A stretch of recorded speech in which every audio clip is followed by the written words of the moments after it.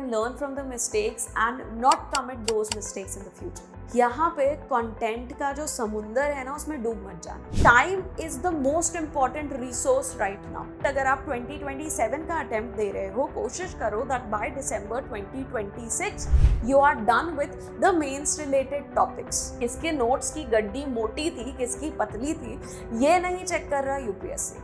उनकी लाइफ अगर आसान हो जाएगी तो हो सकता है आपको आधा नंबर ज्यादा मिल जाए कंपेयर टू समवन जिसने पैरा फॉर्मेट में लिखा है. You all know that even a half a mark, it can make a lot of difference in your final score, in your final rank, whether or not you are clearing the exam. जो important points है ना, उनको underline भी कर देना तो extra emphasis पड़ जाएगा कि देखो हमें ये चीज़ें आती हैं, हमने mention की. There might be certain questions जो आपको हो सकता है याद नहीं आ रहे, जिनके बारे में आपको अभी एकदम से बिल्कुल blank हो गया है दिमाग. Chill, उन questions को छोड़ दो. During the mains exam, ensure you are using each and every minute to your advantage.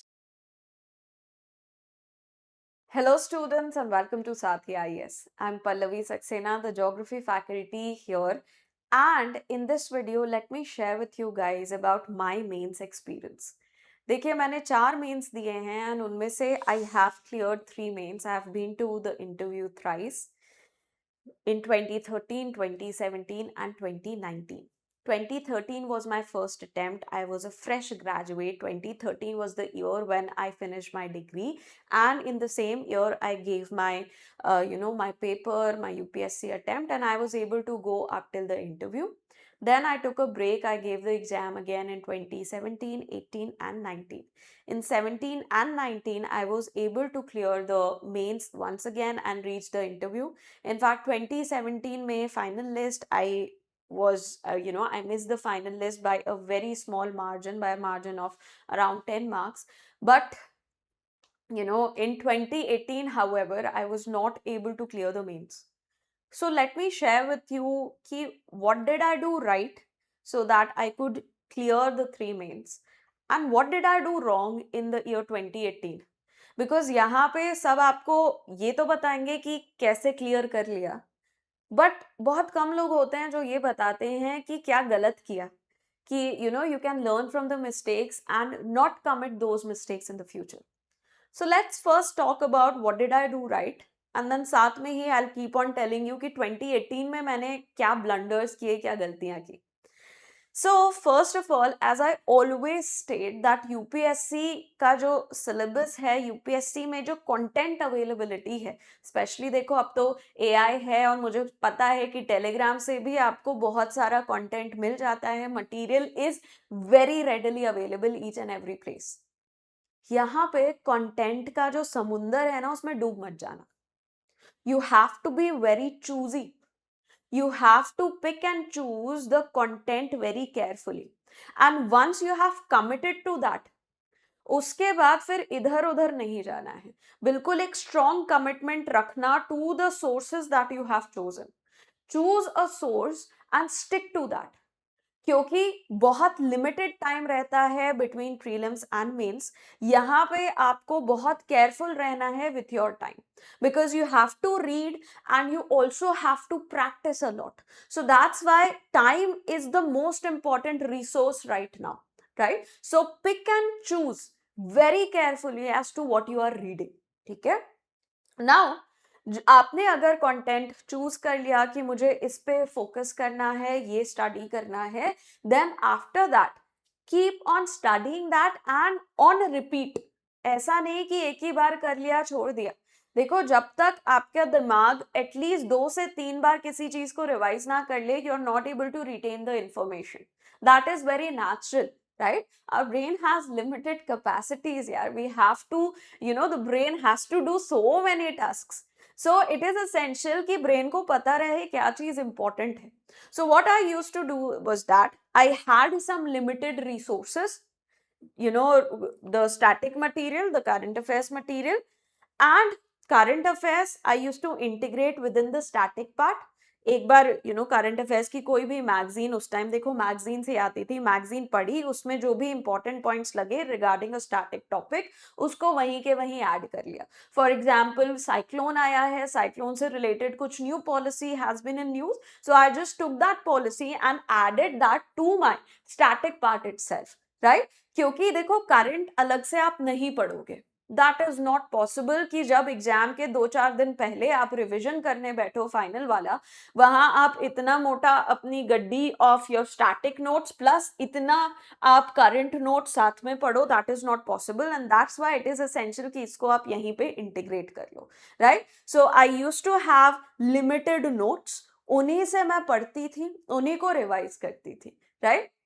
देखो ट्राई करो कि मेंस के जो टॉपिक्स हैं वो आप पिछले साल जो दिसंबर का महीना है तब तक खत्म कर लो, बिकॉज प्री एंड मेंस के बीच का जो टाइम है that has been reducing, and that is why it is essential कि कोई ऐसी चीज ना बचे जो आपको कंप्लीटली स्क्रैच से स्टार्ट करना है.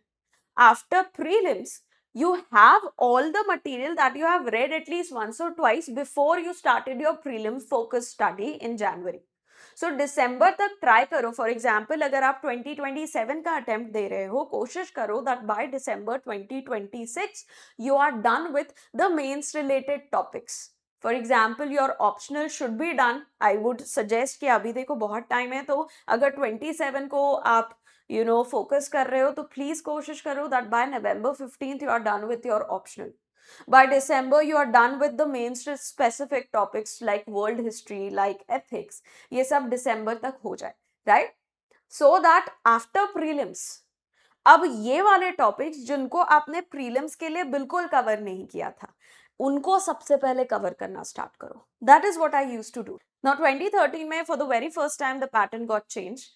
देखो दैट टाइम वाज डिफरेंट, वहां पे चेंज इन पैटर्न की information, the new syllabus that was made available only by February 2013 when the exam was in the prelims was 26 May 2013. So उस टाइम तो पॉसिबल नहीं था कि ये जो मेन स्पेसिफिक टॉपिक्स हैं उनको पहले से कर लिया जाए, and that is why that year mains में बहुत हाई मार्क्स नहीं गए थे. The marks that even I got in mains was somewhere around 600 और लेट 650 प्लस कुछ मार्क्स थे मेरे. So even with those marks I was able to clear the mains. So that was an anomaly, right. वो एक अलग साल था क्योंकि सिलेबस पता ही नहीं था मेंस में क्या आएगा. But for the rest of the years, for 2017, 18, 19, I ensured that before I started my prelim specific study, I have prepared my mains topics. वो टॉपिक्स जो मैं प्री में टच भी नहीं करने वाली, उन टॉपिक्स को मैंने पहले से प्रिपेयर करके रख लिया था. Now once the prelims ended, for example अगर प्रीलिम्स से 18 जून को, I think in 2017 it was on 18th जून और समवेयर अराउंड दैट.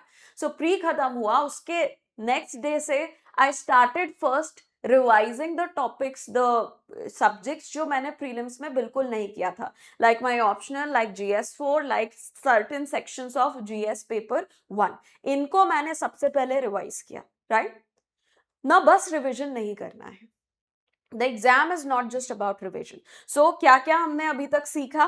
फर्स्ट चीज जो हमने सीखी कि अपने सोर्सेस को लिमिटेड रखो, सोर्सेस लिमिटेड रखो, इनको रिवाइज करो. जो आपके मेन स्पेसिफिक टॉपिक्स हैं उनको पहले से प्रिपेयर करके रखो, ठीक है. Then third thing, the exam is not about who is reading more, right, और हु हैज रेड मोर. किसके नोट्स की गड्डी मोटी थी, किसकी पतली थी, ये नहीं चेक कर रहा UPSC. All UPSC cares about is how much are you able to recall, right. So यहाँ पे बस पढ़ते मत जाना.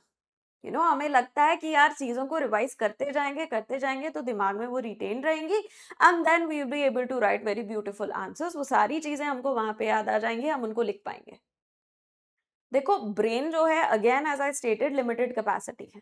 सो ब्रेन को आपको एक्टिविटीज करानी पड़ती हैं so that the brain understands, okay this activity is important, this data is important, ये मुझे उस एक्टिविटी में काम आया था, ये मुझे उस एक्टिविटी में काम आया था. So you have to focus on recalling as well.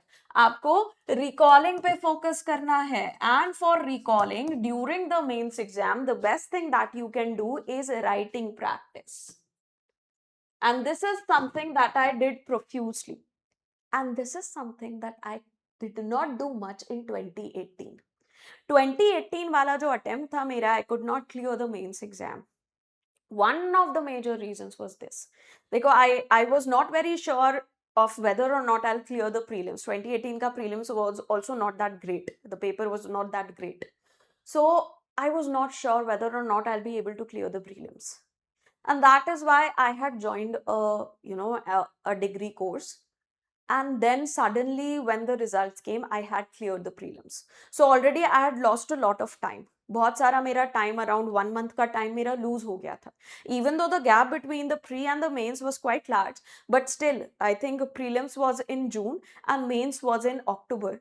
But still, despite that, मेरा काफी time waste हो चुका था, जा चुका था, so I could not practice much, right? So this was one of the reasons why I could not clear 2018 का prelims. Sorry, 2018 का mains, right? So writing is the key. लिखो.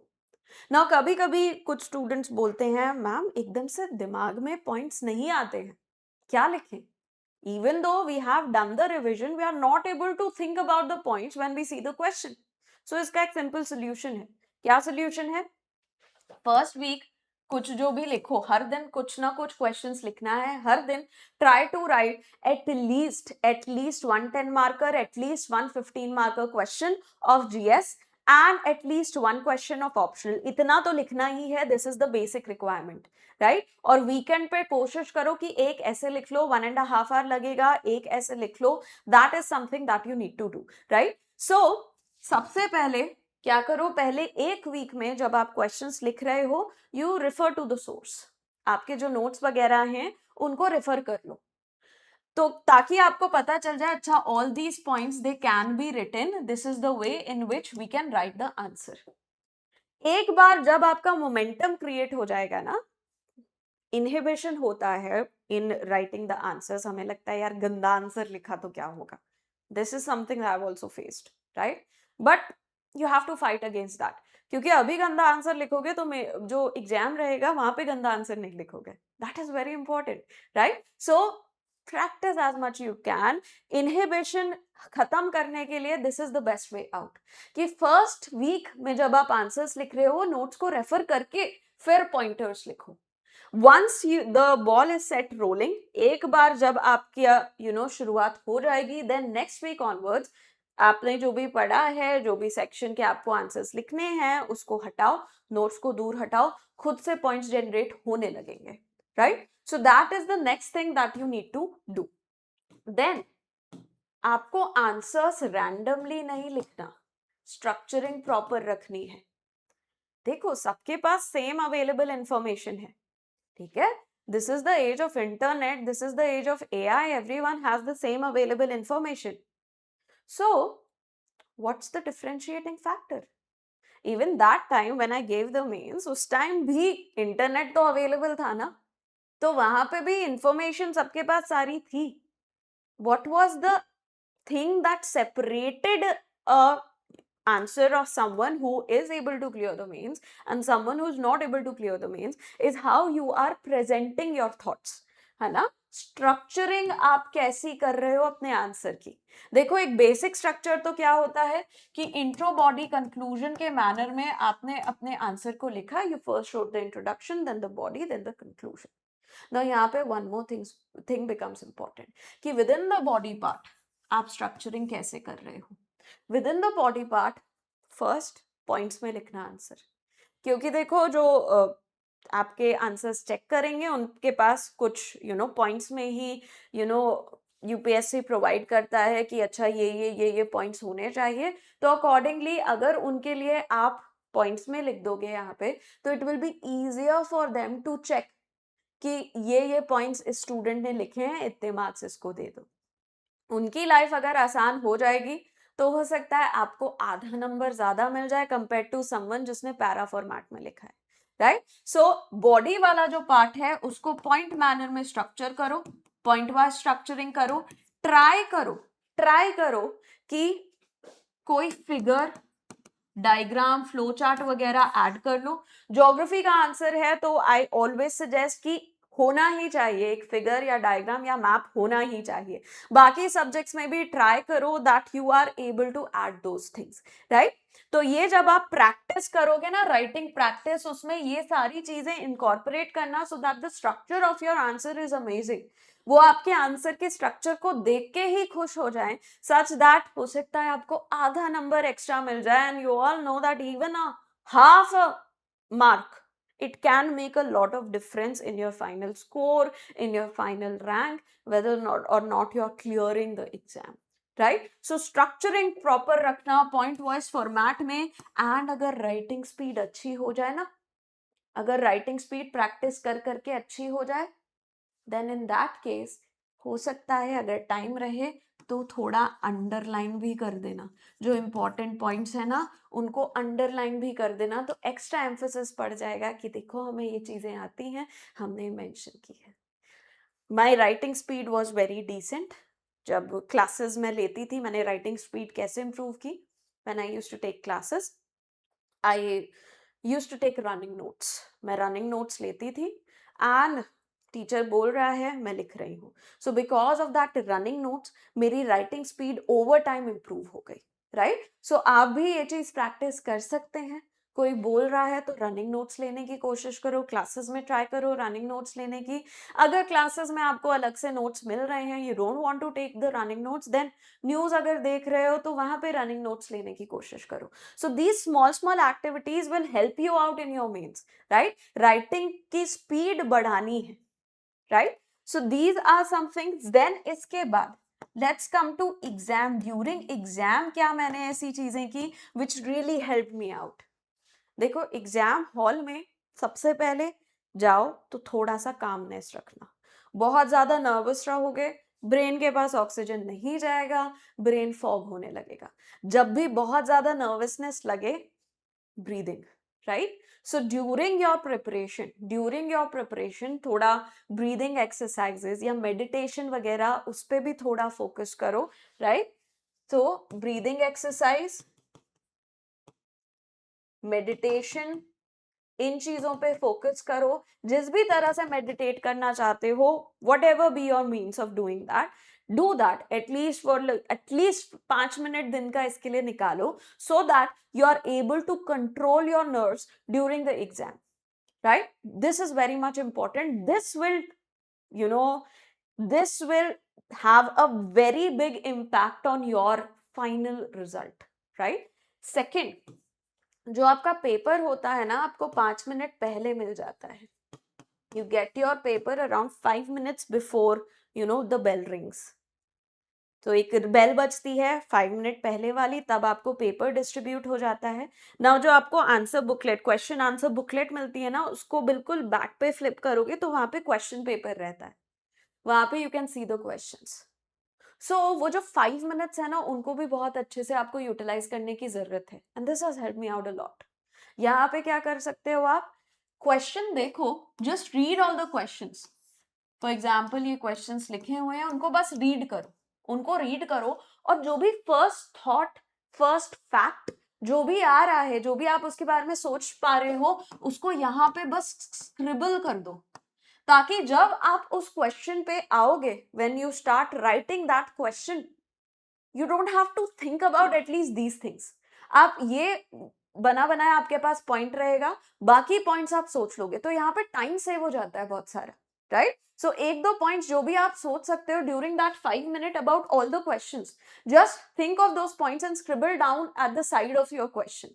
कोई कुछ नहीं बोलता इसके लिए, ठीक है, no one says anything about it. लिखा रहता है कि इस पे लिखो मत, स्क्रिबल मत करो, but I have always done that and it has never created problems for me.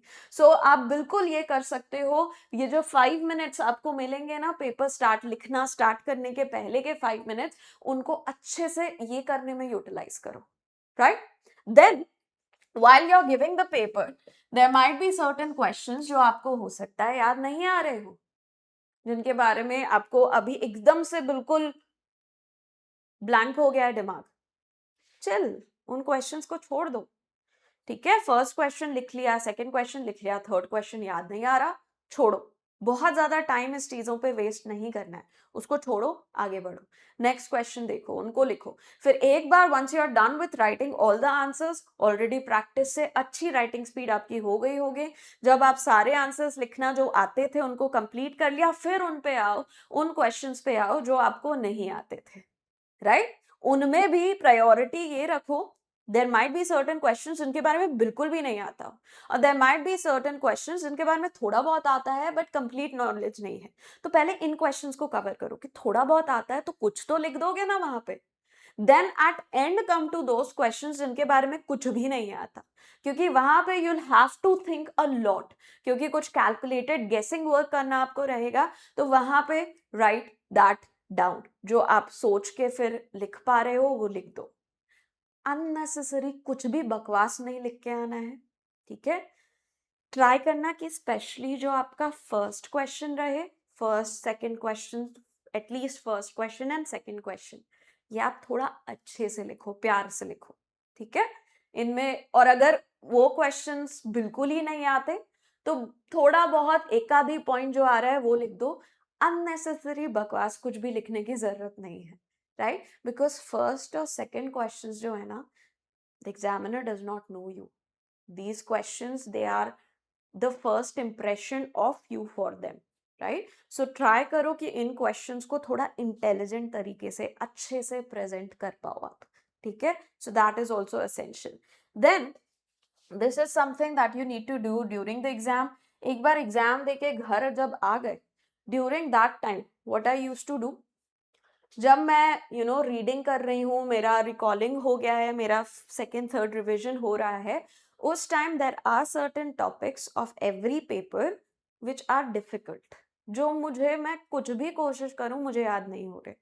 So I use to make a list of those topics, उनकी लिस्ट। फॉर एग्जाम्पल, मुझे अगर से सुएज वॉर जो है, सुएज वॉर नहीं समझ आ रहा या उसकी डेट्स नहीं याद हो रही, तो मैंने उसके पहले ही, जब मैं प्रिपेयर कर रही हूँ, जब मेरा फाइनल रिवीजन चल रहा है, before the mains have started, I have prepared a sheet जहां पे मैंने लिखा हुआ सुएज वॉर, देन कब हुआ था ये वॉर, क्या था इससे रिलेटेड। देखो मुझे अभी भी नहीं याद है इस वॉर के बारे में, this was actually something that you know मुझे नहीं याद रहता था, ठीक है? तो मैंने इसके बारे में लिख लिया। देन जो भी दूसरा टॉपिक है उसके बारे में कुछ डिटेल्स लिख लिए।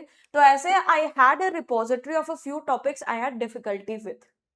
सो इन टॉपिक्स को फिर जब मैं घर आई, after giving say my essay exam, next day is GS1 and GS2, मैं घर आई, पहले GS2 निपटाना है। After when I come home, first I will cover GS2 and then I will cover GS1, क्योंकि GS1 का पेपर पहले है, राइट? सो पहले GS2 कवर कर लो, फिर GS1 कवर करो। नेक्स्ट डे GS1 दे दिया, बीच में थोड़ा सा टाइम मिलेगा, 2 घंटे का टाइम रहेगा, थोड़ा खाना पीना अच्छे से कर लेना, थोड़ा रेस्ट कर लेना, then you will get some time, उस टाइम GS2 एक बार वापस कर लो। Then once you come home after GS1 and GS2, then उसके बाद आपको जो टाइम मिलेगा उसमें पहले GS4 क्विकली कवर कर लो, बहुत ज्यादा टाइम नहीं लगता है एथिक्स के पेपर में। You have to write a lot of things by yourself, बहुत ज्यादा कॉन्सेप्ट्स फैक्ट्स ये सब नहीं रहते एथिक्स के पेपर में, right? So GS4 quickly revise करो and then go for GS3। GS3 is the most massive paper, बहुत सारे सब्जेक्ट्स हैं विद इन GS3, राइट? फिर GS3 पे फोकस करो, नेक्स्ट डे GS3 दे लो, बीच में टाइम मिलेगा तब आप GS4 कवर कर लो। फिर उसके बाद आपको 5 दिन का ब्रेक मिलेगा, वहां पे अच्छे से ऑप्शनल को कवर करो। लास्ट डे जो रहेगा फ्राइडे, क्योंकि सैटरडे को आपका लैंग्वेज पेपर रहेगा, फ्राइडे को कवर जो भी आपकी रीजनल लैंग्वेज है, यूजुअली उस पर होल्ड बहुत अच्छे नहीं रहती, ठीक है, अगर आप इंग्लिश मीडियम के हो। But if you are from Hindi medium, अगर आप हिंदी मीडियम के हो, तो जो रीजनल लैंग्वेज है या फिर कोई और मीडियम है, say you are from Marathi medium और Tamil medium, your regional language will be accordingly that language, right? So you will have a good hold on that, you won't have a good hold on English. So जिस भी में ज्यादा अच्छा hold नहीं है, focus on that language a little. Friday को रात से 8 बजे के बाद उस चीज को पढ़ लो, ऑप्शनल की पढ़ाई बंद कर दो, आप उस चीज को पढ़ लो. Once you gave the both papers, you come back home after 5 o'clock. एक बार क्विकली ऑप्शनल का भी सेम तरीके से रिविजन ऐसे बना के रखना, topics which you are weak in उनको रिवाइज कर लेना बहुत अच्छे से, and then give your optional paper and you'll be done, right? So this is how I used to do it and it has worked for me 75%. 2018 में सबसे बड़ी problem ये थी कि टाइम मेरे पास कम हो गया था, right? I could not do answer writing much. बहुत ज़्यादा आंसर राइटिंग मैं नहीं कर पाई थी, बहुत ज़्यादा करंट अफेयर से अपडेटेड नहीं थी. So that was the biggest issue with regards to 2018. Moreover देखो, आपका एग्जाम क्लियर होगा because of essay and optional. Essay और ऑप्शनल की वजह से एग्जाम क्लियर होगा. बाकी जो पेपर्स हैं they might decide your rank, but whether or not you are clearing the mains is decided by this. तो इन दो चीजों पे बहुत अच्छे से फोकस करके रखना है, बहुत अच्छे से इनको पढ़ना है. 2018 में I got very low marks in my optional and that was also a reason I could not clear the mains. So गलती क्या क्या हो गई थी मुझसे? टाइम मैंने बहुत सारा क्योंकि I was in that dilemma that I might not clear my prelims, so time waste कर दिया था, जिसकी वजह से राइटिंग प्रैक्टिस नहीं हो पाई थी, जिसकी वजह से ऑप्शनल उतने अच्छे से मैं पढ़ नहीं पाई थी, प्रिपेयर नहीं कर पाई थी, प्रैक्टिस तो हो ही नहीं पाई थी for optional. So please make sure that you are practicing well for these two things. And ऐसे में ensure करना कि आपका जो ऐसे रहेगा multiple dimension से आप एक एक concept को या एक philosophical quote को multiple dimension से आप उसको cover करो, right? That is very much important. यहाँ पे आप ट्राई करो कि कोट्स वगैरह डालो. इनफैक्ट आई रिमेंबर 2017 में in one of the essays I got really good marks. I got 143 marks in my essay in 2017. And I remember that in one of the essays, I don't remember which one, I had even quoted Game of Thrones ka ek quote, right? When the winter arrives, the lone wolf dies, but the pack survives. So कुछ उस related philosophical topic था, इसी concept से related. So I used a quote over there, right? So use the quotes of your TV series. वहाँ पे mention मत करो कहाँ से quote लिया है, बस उसको mention कर दो कि ये है quote. Just mention the sentence over there in your double quotes, right? So ये सारी चीजें, आपकी जितनी भी नॉलेज है, जितनी भी नॉलेज आपने गेन की है अभी तक, आप जब पैदा हुए तब से अभी तक जितनी भी नॉलेज आपने गेन किया है, वो पूरी नॉलेज यहाँ पे यूटिलाइज होगी. So keep your mind open, keep your sources closed, and ensure that you practice during the mains exam. Ensure you're using each and every minute to your advantage, right? This has worked for me and I really hope that this will work for you as well. So thank you so much for watching this video and all the very best for your mains exam. Bye bye and take care.